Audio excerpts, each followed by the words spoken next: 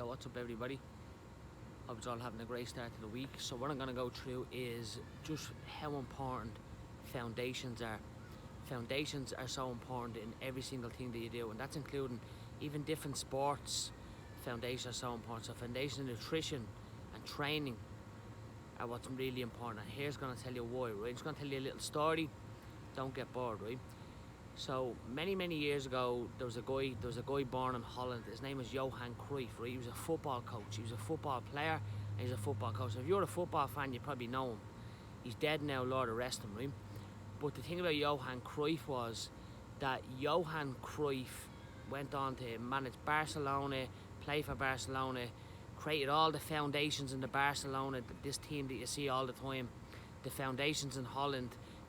He basically created how football's being played now, but we're not going to get into that because we're going to stay on foundations, because I'm going to tell you what happened, right?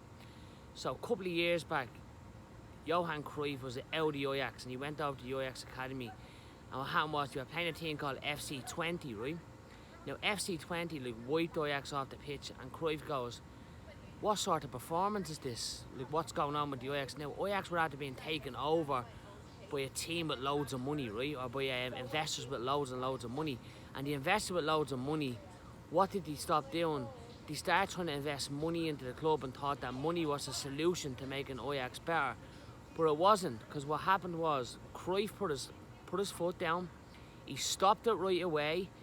Well, he couldn't really do that. He had to go and he built his own crew, because what happened was Ajax stopped doing the foundations. And when he stopped doing the foundations of pass the ball, learn how to get the ball back, take responsibility for your actions, and the goal is to keep the ball and don't concede. Now these are the foundations of football, right? So the thing was, when he regrained all them foundations in it, some of you are probably fans of football and you're probably looking at how good Ajax were in the last 3 years. It was from the influence of Johan Cruyff, which leadership is how you influence other people. So what I'm going to say is that so that's all based on when you regrain foundations in anything, things happen, because you'll never overcome the foundation of nutrition. And the reason that I'm saying that is because of this right now, right? So you get the questions all the time, will I take supplementation? Will I do extra cardio? Will I go on a different type of diet? And the question really comes back to this, right? Ask yourself this question today. Number one, do you eat 2 to 3 servings of vegetables every single day? Now, I'm not just talking about Monday to Thursday, I'm talking about Friday, Saturday and Sunday too. Like, I'm talking about 365 days a year. And look, if you have a hangover or stuff is going on, like even having a smoothie, like I'm just talking about, are you consistent with that? Because this is what you need to look at over a period of time. And then the next thing is, like, because we see all these symptoms and say, like, what's the best thing for me gut? My gut is in bits. You probably hear me talking about gut all the time, but if you Google on the internet right now, gut is it's the biggest thing everyone's just talking about. But are you eating like 2 servings of fruit every single day? Like, are you spreading that over a yearly basis? Like, are you not missing days on it? Are you mixing them up? Are you using different varieties? Are you just using the one fruit all the time? Because what happens is the genes in your body also stop activating and responding from eating the same stuff every single day.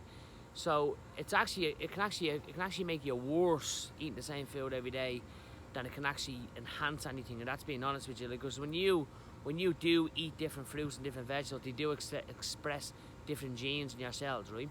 But I'm not going to get into that. That's for another whole different subject. We're going to stay on foundations. And then the other big one is, like, do you consume adequate protein every single day, specific to your goal, or are you changing that around all the time too? Because it's easy to just keep like lower protein, different protein types. And then, like, if you really want to go to a higher level, do you spread your protein over the day throughout? Like, the literature right now supports 4 servings of protein over a single day. Break your protein into 4 servings. If you're an athlete, a professional athlete, you can actually even spread it into 5, and that's being honest with you.